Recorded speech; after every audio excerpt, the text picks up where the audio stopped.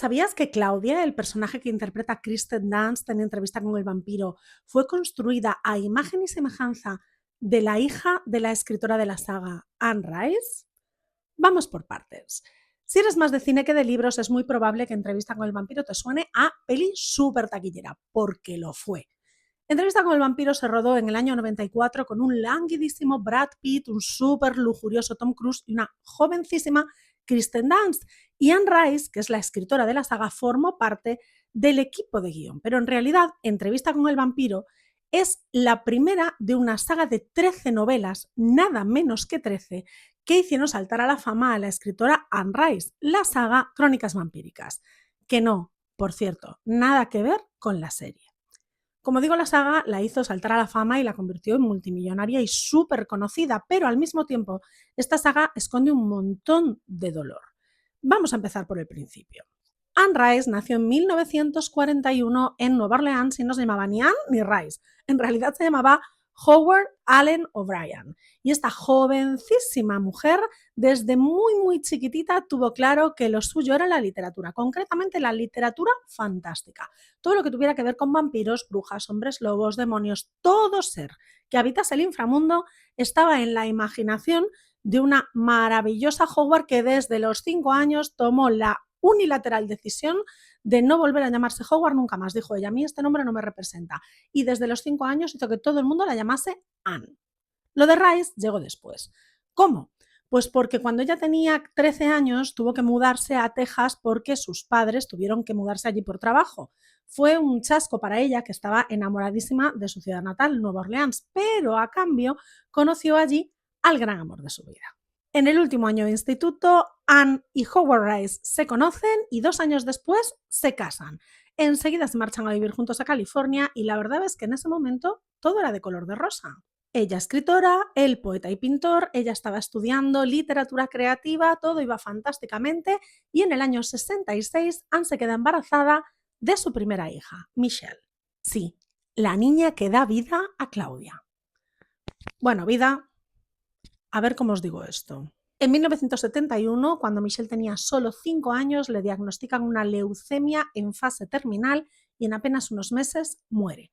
Como podéis comprender, pues Anne no llevó esto especialmente bien. De hecho, lo llevó tan mal que sintió la imperiosa necesidad de conseguir que su hija volviese a la vida. Sentía remordimientos, sentía dolor y sentía una rabia horrorosa que la obligaban a buscar la fórmula para devolver la vida a su hija y la encontró en la literatura, construyendo a Claudia, una niña de 5 años que jamás envejece ni muere porque es un vampiro. En entrevistas posteriores, Anne explicó muchas veces que construir el personaje de Claudia y despojar a ese trasunto de su hija de toda su humanidad la ayudó a sobrellevar el duelo y a comprender que en un caso como el de su hija la muerte era realmente la única alternativa, que vivir para siempre no era posible.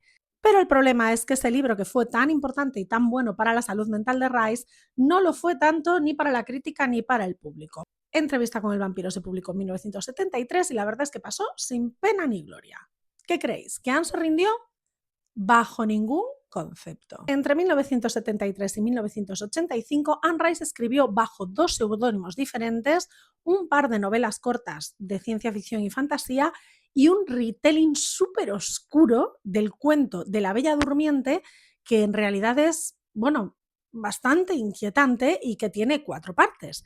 Y en 1985 se lía la manta a la cabeza y decide volver a sus amados vampiros y publica Lestat el vampiro, la segunda parte de Entrevista con el vampiro. Y aquí sí, la petó.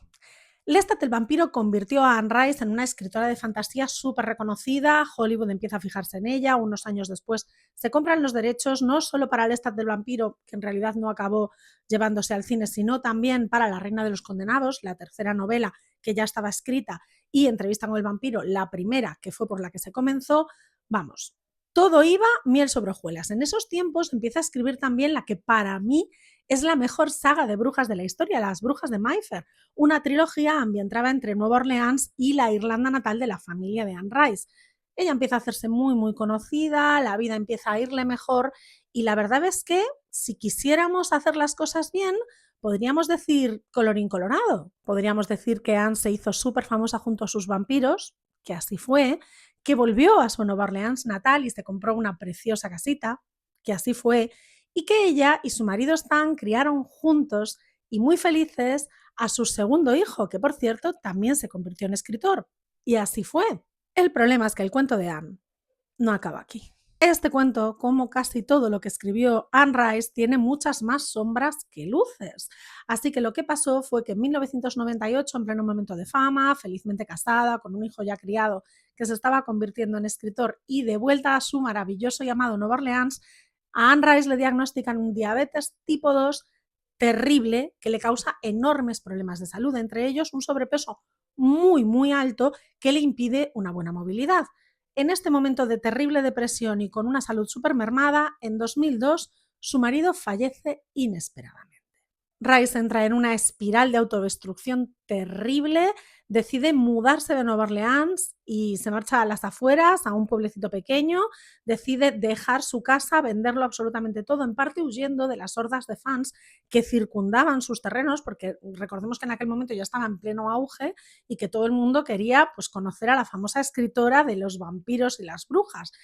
Se aísla del mundo y decide convertirse al cristianismo, una religión de la que había renegado ya en la adolescencia y que de repente vuelve a abrazar. A partir del año 2004, Anne Rice empieza a dar entrevistas en diferentes medios asegurando que nunca más va a volver a escribir sobre vampiros, hombres lobo, brujas, nada de este terreno, que solo va a escribir sobre Jesucristo.